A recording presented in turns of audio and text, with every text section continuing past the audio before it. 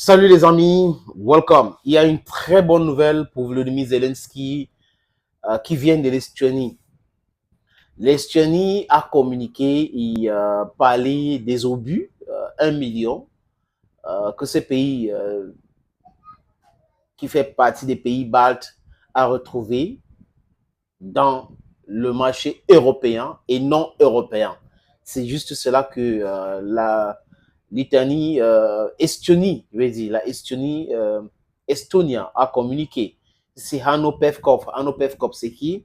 C'est le ministre des Affaires étrangères de ce pays-là. Donc, les Ukrainiennes peuvent maintenant se frotter les mains parce qu'apparemment, ils ont besoin des obus de 155 milli et 122 milli. C'est le standard que les artilleries otaniennes utilisent. Donc, selon les Estoniennes, c'est possible maintenant. Mais ce qu'ils sont en train de faire, c'est trouver actuellement les moyens pour pouvoir acquérir ce 1 million d'obus trouvés dans le marché européen et non européen. Les amis, il y a quelques heures, The Wall Street Journal a interviewé un soldat ukrainien.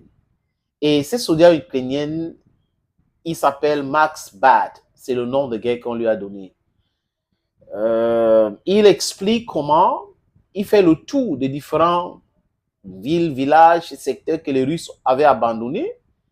Il y a de cela 1 an et quelques, à la recherche des obus, des munitions. Et qu'il avait trouvé 14 000 obus et 1400 munitions. C'est ces munitions-là qu'on met dans les drones pour pouvoir attaquer les Russes dans les différentes positions.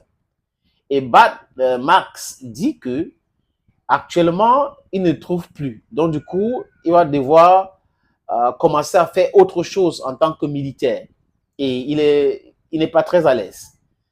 Vous le savez, les amis, parce que vous êtes très informés que l'Ukraine en manque, parce que le journal Powerfire avait dit que il y a des secteurs où les Russes tirent 15 fois les Ukrainiens une fois, parce qu'ils sont en train de faire des réserves de munitions qu'ils n'ont pas.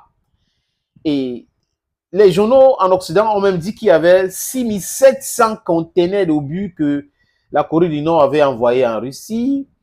Les Iraniens ont envoyé et ils disent que les Chinois sont en train d'envoyer aussi sous couvert. Donc, si on prend ces grandes réserves que la Russie a aujourd'hui, plus le fait que les propres statistiques disent quoi, les amis, que les Russes produisent 3 fois plus que les pays de l'Union européenne, je ne parle pas des pays de l'OTAN, des pays de l'Union européenne et les États-Unis y compris. 3 fois plus de la production militaire. Donc, les Russes produisent parce que, désolé les amis, ce n'est pas uniquement l'Ukraine qui les intéresse. Ils savent qu'on peut les attaquer de tous les côtés. Et ils savent aussi que l'OTAN est en train de se préparer en conséquence. Donc, du coup, il faut se préparer, il faut avoir des stocks massifs pour pouvoir faire face à toute attaque des pays de l'OTAN contre la Russie, qui est un pays énormissime. C'est un pays très grand. C'est un pays qui regorge beaucoup de ressources, le pétrole, le gaz, le cobalt. Il y a pratiquement tout dans ce pays-là. Donc, ce Max Bad n'est pas très content. Bon, vous le savez aussi qu'il y a de cela quelques mois, Emmanuel Macron était en République tchèque. Et le premier ministre tchèque avait dit qu'ils ont trouvé à peu près 800 000 obus dans l'Union européenne et en dehors de l'Union européenne. Et il fallait financer cela. Donc, il fallait trouver l'argent pour acheter. Parce que le tout, ce n'est pas de trouver, mais d'avoir l'argent pour acheter. Parce que ceux qui fabriquent ou ceux qui ont ça en stock ont financé cela. Donc, ils ne peuvent pas donner comme ça. Il n'y a pas de bénévolat quand on parle de l'Occident ou entre pays, hein, ça n'existe pas. On peut avoir des vrais amis, mais ce n'est pas dans le bénévolat.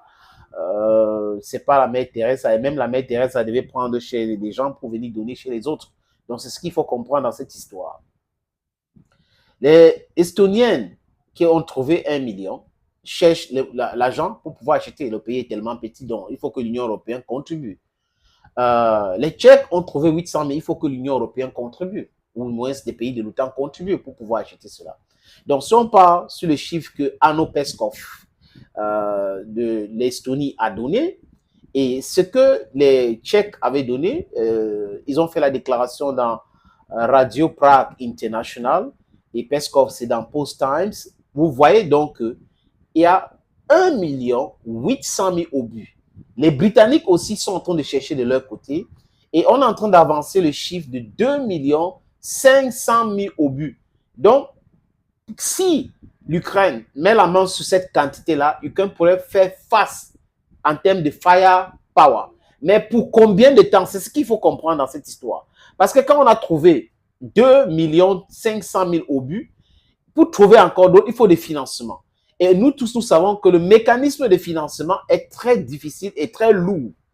Donc, est-ce que l'Ukraine va accepter de pouvoir continuer comme ça, attendre que les gens trouvent l'argent, ça et là, pour financer l'achat des obus, pour financer l'achat de ceci et cela?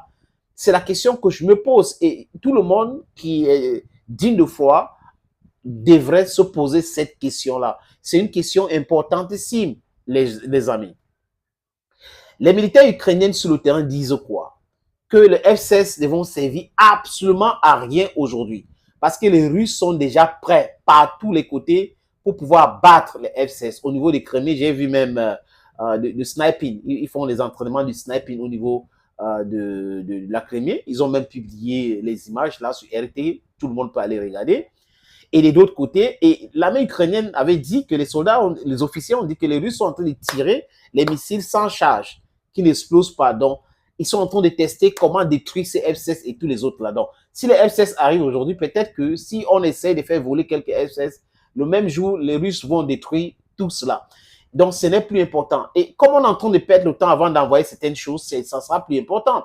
Les cargaisons qu'on va envoyer, même si on passe par le tunnel, comme avait dit Petr Tolstoï, qui est le président de la Douma russe, le parlement russe, qui a cette information qu'on a creusé les tunnels au niveau de la Roumanie et au niveau de la Pologne. C'est pour cette raison que de temps en temps, on dit qu'il y a une obus, il y a quelque chose qui a traversé les frontières romaines, les Français, ceci. Parce qu'apparemment, les Russes sont en train de viser tous ces tunnels-là aussi sur les frontières polonaises et frontières romaines.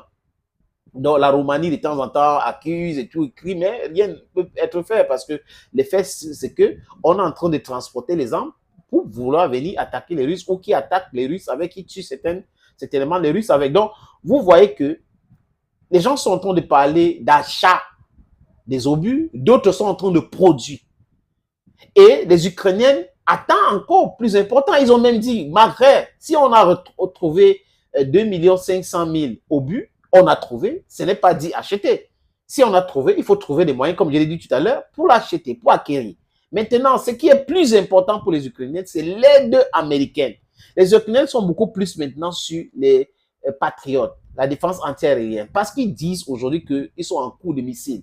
La façon que les Russes tirent, les amis, c'est de façon massive et les Russes épuisent le peu de missiles qui restent et c'est compliqué pour eux. Il faut renouveler. Donc, vous voyez que après le problème des obus, il y aura le problème des missiles. Après le problème des missiles, il y aura le problème d'hommes. Après le problème d'hommes, il y aura le problème de brouillard. Après le problème de brouillard, il y aura le problème de carburant. Après, il y aura d'autres problèmes.